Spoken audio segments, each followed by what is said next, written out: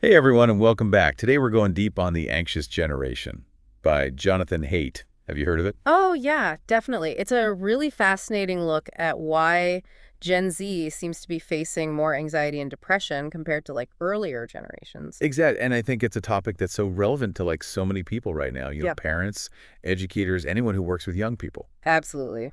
It's definitely sparking a lot of conversations. Yeah, and for our deep dive today, we've got a whole stack of research, articles, and notes from the book ready to go. Awesome. Yeah, let's dive in. So the book starts off with this really interesting analogy about raising kids on Mars. Yeah. It sounds kind of sci-fi, but it really gets you thinking. It's like a really clever way to illustrate just how much childhood has changed. So imagine the anxiety of sending your kid to colonize Mars, all the unknown risks, the permanent physical changes. That's the kind of great rewiring Haidt's talking about when it comes to Gen Z. Wow, that's a powerful image. Yeah, it really is. So it makes you wonder, what are the specific changes that are causing this rewiring? I mean, every generation faces challenges, But right? for sure, Haidt actually addresses that right up front. He looks at things like economic downturns, like recessions, Right, climate change. These are things that are definitely stressful, but they're not unique to Gen Z. right. They're global issues. Exactly. So what is it about, this generation's experience that's so different? Well, Haidt's theory, and this is where it gets really interesting, is that the shift from a play-based childhood to a phone-based childhood is a major driving force. So, okay, so let's talk about play. Yeah. We all know, kids love to play, but, is it really that crucial for development? What's the big deal? Well, Haidt argues that it's not just about having fun. Play is actually nature's way of wiring young brains for life. He compares it to how young mammals across species learn these essential skills. Well, that's interesting. Yeah. Think about it. Kittens playfully pouncing on yarn, right? They're actually developing the neural pathways that are going to make them expert hunters. So it's like play is actually a form of training. Exactly. Through play, kids develop problem-solving skills, creativity, social negotiation, risk assessment, all these critical things. It's how they learn to navigate the complexities of the real world. That makes so much sense. And I guess, if kids aren't getting enough of that free play, they might be missing out on those crucial developmental experiences. Yeah, that's a really key point. Haidt argues that when kids lack opportunities for free play, their brains can kind of get stuck in this defend mode, Mhm. anxious, hyper-vigilant, constantly on guard. It's like their brains are always in fight or flight mode, even when there's no real danger present. Yeah, that's a great way to put it. And this actually ties into another really fascinating concept that Haidt introduces called anti-fragility. Anti-fragility. Okay, that sounds intense. What does that even mean? So it's the idea that some systems, like kids, actually benefit from moderate stress and setbacks. Yeah. So, Interesting. think about this. Haidt uses the example of Biosphere 2. It was this ambitious project where they tried to create a self-contained ecosystem. I mean, right, I've heard of that. Yeah, and they planted all these trees inside this giant dome. But because the trees were sheltered from the wind, they grew tall and weak. They didn't develop the resilience that comes from facing challenges. So you're saying that a little bit of stress is actually good for us? It's like that saying, what doesn't kill you makes you stronger. Exactly. And Haidt connects this to the rise of overprotective parenting.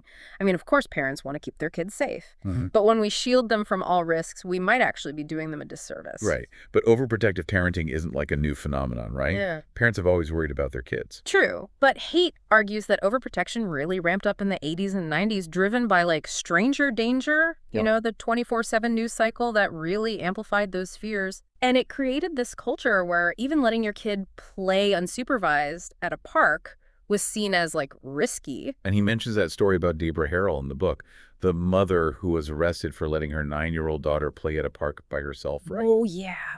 That's a really chilling example of how these fear-driven policies can have unintended consequences. Essentially criminalizing what was once considered normal parenting. Yeah, it's really sad. Yeah. It's we've lost that sense of balance between keeping kids safe and allowing them the freedom to explore and grow. And then right when this overprotected generation was coming of age, something else happened that changed everything. Yeah. Smartphones. Right. Ah, yes. The smartphone. The ultimate double-edged sword. It's kind of amazing how much technology has changed childhood in such a short amount of time. It really is mind-blowing. Haidt argues that the arrival of the smartphone around 2010 marked a qualitative shift. Mhm. ushering in what he calls the phone-based childhood. Right. Kids now have constant access to the internet, social media, video games. It's a whole different world. And he's not just talking about, like, kids using their phones for a few minutes here and there. He's talking about hours and hours a day. Oh, yeah. Think about it. Kids are spending upwards of 6 to 8 hours a day on screens just for leisure activities. That's like a full-time job. Wow. And the question is, what are they missing out on during that time? It's like a massive opportunity cost. All that time spent scrolling and clicking and liking could be spent exploring the real world, developing hobbies, building relationships face to face. Exactly. And then there's the darker side of all that screen time, the potential harms that Haidt outlines. Right. He identifies those four main areas of concern. Yeah. Social deprivation, sleep deprivation, Yeah. attention fragmentation, and addiction. Right. And it's that last one, the addiction part, that's especially troubling. These apps are designed to be addictive, using these dopamine-driven feedback loops that make it hard for even adults to resist. It's almost like a slot machine, right? Heh. You keep pulling the lever, hoping for that next hit of dopamine. Exactly. And remember, the adolescent brain is still developing, so it's even more vulnerable to these manipulative tactics. So we've got overprotected kids who aren't getting enough free play to build resilience, and we've got this incredibly addictive technology that's vying for their attention. Yeah. It's kind of a recipe for trouble. Yeah, it's definitely a concern. And it's important to note that while these trends affect all kids, girls and boys seem to be impacted differently by this great rewiring. That makes sense. I mean, boys and girls often experience the world in different ways.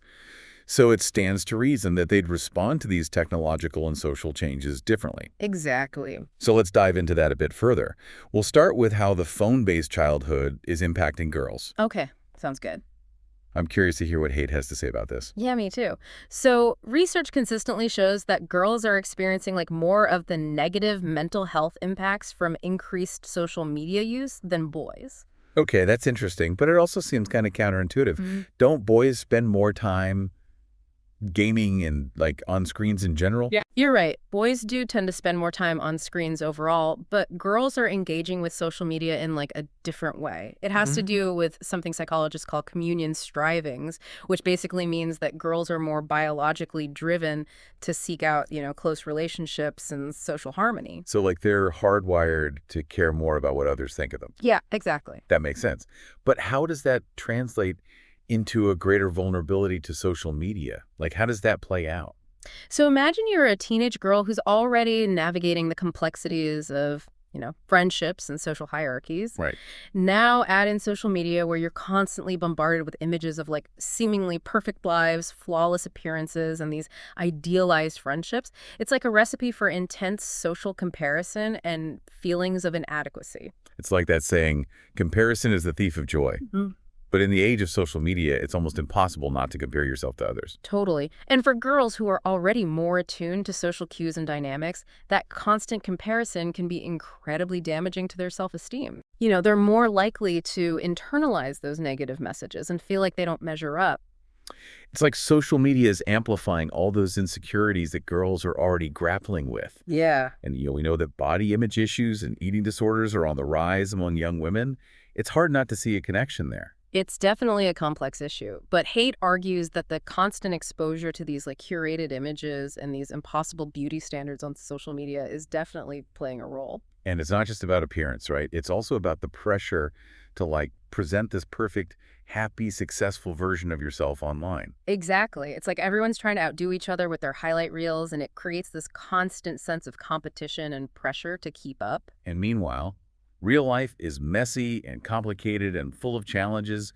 It's no wonder so many young women are feeling anxious and depressed. It's definitely a valid concern. And while girls are facing these unique challenges, boys are also struggling with the great rewiring, but in different ways. That was my next question. What's happening with boys in this phone-based childhood? So boys are still spending a ton of time on screens, but their online activity tends to be more focused on video games. Okay. And while gaming can have its benefits, it can foster teamwork, problem-solving skills, strategic thinking. Right. Excessive gaming can also have its downsides. Like what? What are the specific concerns about excessive gaming? Well, one concern is that it can lead to social isolation and a disconnect from the real world. Okay. Even though boys are often interacting with others online while gaming, those interactions are often lacking in the nuances and complexities of face-to-face communication. It's like they're getting a limited version of social interaction. Yeah, exactly. And I imagine that could have an impact on their ability to, like, build meaningful relationships in the real world. Exactly. And this actually ties back to the issue of overprotection that we talked about earlier. Right. You know, if boys aren't getting enough opportunities for like risky play and real world challenges in their everyday lives, they're more likely to seek out those experiences in the virtual world of video games. It's almost like they're compensating for something that's missing in their real lives. That's a good way to think about it. And while boys may not be internalizing those social pressures in the same way that girls are, they're facing their own unique challenges. Okay. For example, there's a growing concern about what Haidt calls a male malaise, this decline in motivation, ambition, and engagement with traditional markers of success. I've definitely heard about this. It seems like boys are falling behind in school, dropping out of college at higher rates, and just struggling to find their place in the world. Exactly. And while there are a lot of factors contributing to this trend, Haidt argues that the great rewiring is definitely playing a role. Okay. You know, boys who are biologically wired to seek out challenge and agency are finding fewer and fewer opportunities to exercise those traits in a world that's become like increasingly risk-averse and structured. It's like we've created this sanitized, overprotected environment for kids, and boys in particular are rebelling against it. Yeah, that's a good way to put it. They're seeking out adventure and excitement in the virtual world because they're not finding it in the real world. And that's a recipe for disengagement, apathy, and a lack of direction. Exactly. So we've got girls struggling with social comparison and boys retreating into these virtual worlds. It's a pretty bleak picture, isn't it? Yeah, it kind of is. But Haidt doesn't just leave us with a diagnosis. He also offers some potential solutions. Oh, that's good to hear. I was starting to feel pretty hopeless. Yeah. What does he propose we do about all of this? Well, he outlines a multi-pronged approach involving governments, tech companies, schools, and parents. Okay. It's about recognizing that this is a complex problem that requires a collective effort to solve. Okay, so let's break that down. Let's start with governments. What role does Haidt see them playing in, like, addressing this issue? So Haidt believes that governments have a responsibility to protect children from the potential harms of technology. He argues for stricter regulations, particularly when it comes to social media and online gaming. So things like age restrictions and content filters, I could see how those could be helpful, but are they really enough? He goes beyond just basic restrictions. For example, he advocates for raising the age of internet adulthood. What does that mean? So right now in the U.S., children can legally consent to the terms and conditions of websites and apps at the age of 13. Right. Haidt argues that this is far too young, Okay. given that the adolescent brain is still developing and they're not fully equipped to understand the long-term consequences of those agreements. So he's saying that we should treat, like, online contracts the same way we treat other adult activities like driving or voting. Exactly. He suggests raising the age of internet adulthood to 16, which aligns with other markers of maturity and responsibility. That makes sense to me. I mean, Okay. most 13-year-olds aren't exactly known for their, like, sound judgment and long-term thinking. Right. And even if you set an age limit, there's the issue of age verification. Right. Kids can easily lie about their age to access sites and apps that are meant for older users. That's a tricky one. Like, how do you even enforce age limits online? It seems almost impossible. So Haidt proposes a system of device-based verification, where parents could essentially register their child's devices as belonging to a minor. So it's like creating a digital kid-safe zone. Exactly. This would signal to companies, hey, this person is underage, so don't allow them access to age-inappropriate content or collect their data without parental consent. That's a pretty brilliant idea. It puts the power back in the hands of parents to control their children's online experiences. Exactly. Okay, so we've got age restrictions, age verification. What else does Haidt propose in terms of government regulation? He also argues for greater transparency from tech companies. Users should have the right to know how these algorithms are working, how their data is being collected and used, and how these platforms are designed to keep them engaged. It's like that old saying, sunlight is the best disinfectant. If we can shine a light on these practices, maybe we can start to hold tech companies accountable for the impact their products are having on our kids. That's exactly the idea. So governments have a role to play. But it sounds like Haidt is also calling for greater personal responsibility. Absolutely. He believes that we can't just rely on governments to fix this problem. We all have a role to play, both individually and collectively. So what can individuals do? I'm ready to take action, but it feels so overwhelming. Where do you even start? So Haidt offers a lot of practical advice, but one of his key messages is about shifting our mindset. Okay. He encourages us to remember that technology is a tool, and like any tool, it can be used for good or for ill. Right. It's up to us to decide how we want to use it. That's a powerful message. Oh, It's about reclaiming our agency in the digital age. exactly. We don't have to be passive consumers. Right. We can make conscious choices about how and why we use technology. Exactly. And those choices start with understanding the potential harms. We've already talked about the 4 foundational harms: social deprivation, sleep deprivation, attention fragmentation, and addiction. Right. But recognizing those harms is just the first step. Okay. We also need to develop strategies for mitigating them. Okay, so let's dive into those strategies. What specific steps can we take to counter those negative impacts? Well, one of the first things Haidt suggests is turning off notifications. Okay. Those constant pings and buzzes are designed to trigger a dopamine rush, Right. pulling us back into the digital world even when we're trying to focus on something else.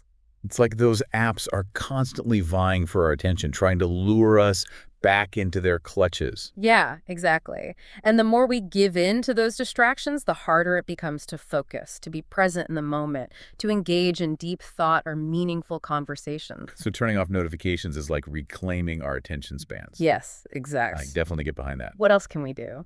He also recommends deleting apps that you find yourself just mindlessly scrolling through. Out of sight, out of mind, as they say. And if deleting them feels too drastic, at least move them off your home screen. Tuck them away in a folder somewhere so you're not constantly tempted. Excellent point. It's all about reducing those triggers, Right. making it harder for those apps to hijack your attention.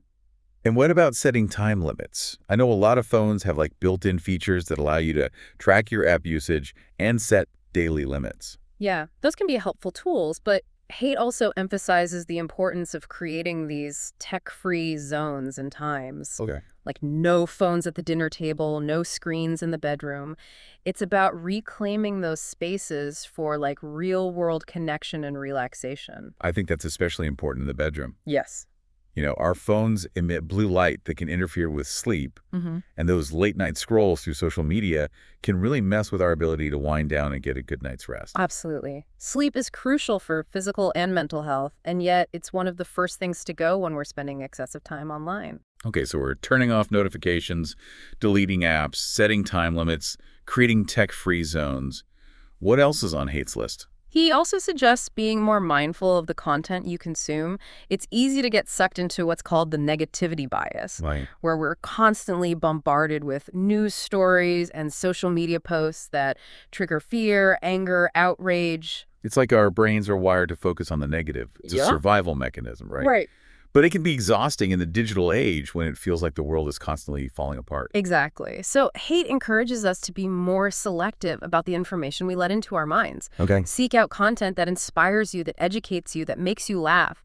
Follow people who are positive and uplifting. It's about curating your own digital experience, right? Yes. Not letting the algorithms dictate what you see and how you feel. Exactly. And he also reminds us that social media often presents a distorted view of reality. Right. People tend to share their highlight reels, the curated versions of their lives, which can lead to feelings of inadequacy and comparison. It's like that saying, don't compare your behind the scenes to someone else's highlight reel. Exactly. So remember, what you see on social media is not always an accurate reflection of real life. Okay, so that's about minimizing the harms of technology.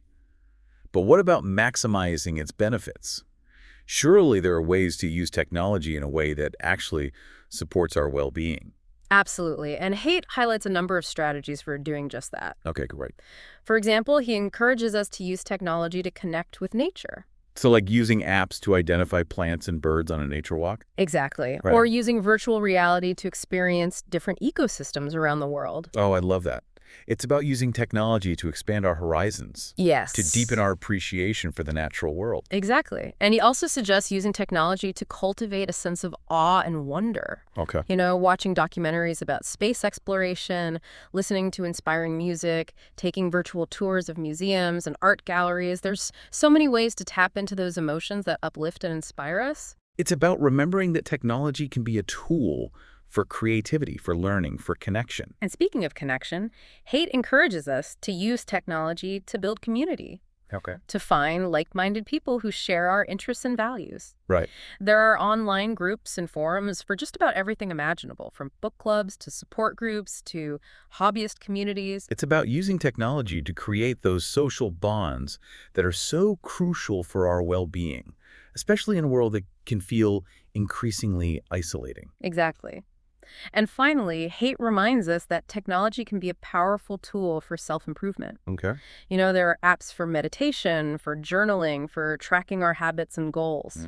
We can use technology to learn new skills, to expand our knowledge, to become better versions of ourselves. So it's not about rejecting technology altogether. It's about using it in a way that aligns with our values and supports our well-being. Exactly. It's about being intentional, about making conscious choices about how and why we use technology. Right. It's about remembering that we are the masters of our tools, not the other way around. That's a great way to put it. It's about taking back control. Exactly. And while Haidt's book focuses on Gen Z, I think these insights are relevant for all of us. Right. We're all living in this rapidly changing digital landscape, and we all need to find ways to navigate it in a way that supports our well-being. And I love that Haidt doesn't just focus on the problems. Yeah. He offers real solutions both at the individual and societal level. It's really inspiring and empowering. It is. And he ends his book with this powerful call to action, urging us to remember what it means to be human, to connect with each other, to play, to explore, to experience the world in all its messy,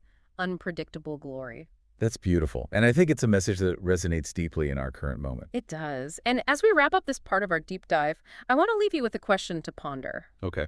If our brains are wired for play and connection in the real world, how can we design our digital world to support rather than undermine those essential human needs? That's a great question. Yeah, it's something we all need to be thinking about.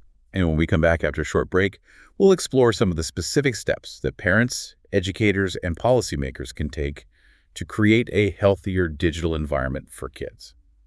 So, welcome back. We've covered a lot of ground in our deep dive into the anxious generation, from the rise of overprotective parenting to the addictive nature of smartphones. Yeah, it's been a lot. Now let's shift gears a little bit and explore what we can actually do about all of this. Yeah, because it's definitely not a hopeless situation. Right. Haidt outlines a bunch of practical strategies for parents, educators, and policymakers to help create a healthier digital environment for kids and, honestly, for all of us. That's good. That's encouraging. So let's start with parents. Okay. What kind of advice does Haidt offer for those of us who are trying to raise well-adjusted kids in this, crazy digital age? Haidt's advice really boils down to fostering a play-based childhood and placing healthy limits on screen time. It's about shifting priorities and making conscious choices about how technology fits into family life. Okay, less screen time, more play. Yeah. That's the overarching message. Yeah. But what does that look like in practice? What are some concrete steps that parents can take? One simple but powerful strategy is to set clear limits on screen time and stick to them. Okay. It's about creating structure and predictability for kids so they know what to expect. It's easy to say limit screen time, but how do you actually enforce those limits? Yeah. I feel I'm constantly battling with my kids over their devices. Yeah, I hear you. So Haidt suggests creating tech-free zones and times. Yeah. For example, no phones at the dinner table, no screens in the bedroom after a certain hour. It's about reclaiming those spaces for family time, for relaxation, for sleep. I love that idea. Yeah. It's about setting boundaries and creating healthy habits, not just for kids, but for the whole family. Exactly. And it's also important to remember that kids learn by example. So if we're constantly on our phones, they're going to pick up on that and think it's normal behavior. Ouch. That hits close to home. I know, me too. We need to be more mindful of our own screen time if we want our kids to develop healthy habits. Absolutely. It's not about being perfect, but it's about making a conscious effort to model the behavior we want to see in our kids. And what about those younger kids? Yeah. The ones who aren't quite ready for smartphones, but are still spending a lot of time on tablets and watching videos. Yeah. Any advice for parents of little ones? Yeah. So for the youngest kids, especially in the first few years of life, Haidt recommends very limited screen time. Okay. Those early years are crucial for brain development. And research shows that excessive screen time can interfere with language development, social skills, attention span. So it's back to basics. Reading books together, playing outside, Engaging in imaginative play. Exactly. Okay, so we've covered limits, modeling good behavior. What else is in Haidt's, parenting toolkit? He also encourages parents to resist the urge to overschedule their kids with structured activities. Okay. It's great for kids to explore their interests and talents, but they also need unstructured time for free play, for exploration, and just plain old boredom. Boredom. Uh, Really? It seems like parents these days are terrified of their kids being bored. I know, right? But Haidt argues that boredom is actually essential for creativity and imagination. Mm. It forces kids to come up with their own games, to explore their surroundings, to use their imaginations to entertain themselves. Like boredom is the birthplace of creativity. Exactly. And it also gives kids a chance to decompress, to process their emotions, to just be. Okay, so less time in organized sports and music lessons. Yeah. More time for free play and, yes, even boredom. Exactly. Got it. So what about schools? What role can educators play in, addressing this great rewiring? Haidt has some pretty strong opinions on this one. Okay. He believes that schools should be completely phone-free, Wow. at least for elementary and middle school students. That's a pretty bold statement. I mean, I can see how phones can be incredibly distracting in the classroom, but don't they also have, some potential educational benefits? Yeah, they can. But Haidt argues that for younger kids, the risks outweigh the benefits. Yeah. Phones fragment attention, they interrupt learning, and they create this constant temptation to disengage from the real world. So it's about creating a space where kids can focus on learning, on interacting with their teachers and classmates, on engaging with the material in a meaningful way. Exactly. And Haidt believes that schools should be places where kids can learn not just academic skills, but also essential life skills. Right. Like resilience, problem solving, social intelligence. And those are the skills that are often developed through play, right? Exactly. So Haidt encourages schools to make recess longer and more engaging. Right. He also suggests incorporating more hands-on learning, project-based learning, and opportunities for creative expression. It's about creating a learning environment that sparks curiosity, fosters collaboration, and allows kids to explore their interests and talents. That's a great way to put it. And it's not just about what happens inside the classroom. Right. Haidt also believes that schools can play a role in promoting healthier activities outside of school. Like encouraging kids to spend more time outdoors, to engage in physical activity, to explore their communities. Exactly.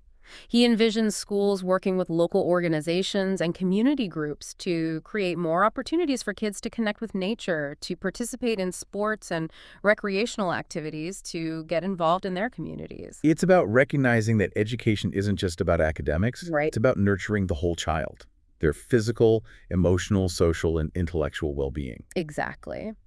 And that brings us to the final piece of the puzzle: policymakers. Okay. What role does Haidt see them playing in addressing this issue? We touched on this earlier, but I'm eager to hear more about his specific recommendations. So Haidt believes that policymakers have a responsibility to protect children from the potential harms of technology, just like they have a responsibility to protect them from other environmental hazards. So it's about recognizing that the digital environment is just as real and impactful as the physical environment. Exactly. And just as we have laws and regulations to protect children from pollution, dangerous products, and unsafe environments, we need laws and regulations to protect them from the potential harms of technology. Okay, that makes a lot of sense. What specific policies does he recommend? We've already talked about raising the age of internet adulthood and implementing stricter age verification measures. Right. But Haidt also advocates for a number of other policies aimed at promoting a healthier digital ecosystem for kids. Can you give us some example? What else is on his policy agenda? Sure. He suggests limiting the amount of data that companies can collect on children, banning targeted advertising to minors, and requiring companies to design their platforms with children's well-being in mind. So it's about shifting the balance of power away from tech companies and giving more control to parents and policymakers. Exactly. It's about recognizing that the current system is not working in the best interests of children. Right. We need to create a digital world where kids can explore, learn, and play without being exploited or manipulated. It's a powerful vision.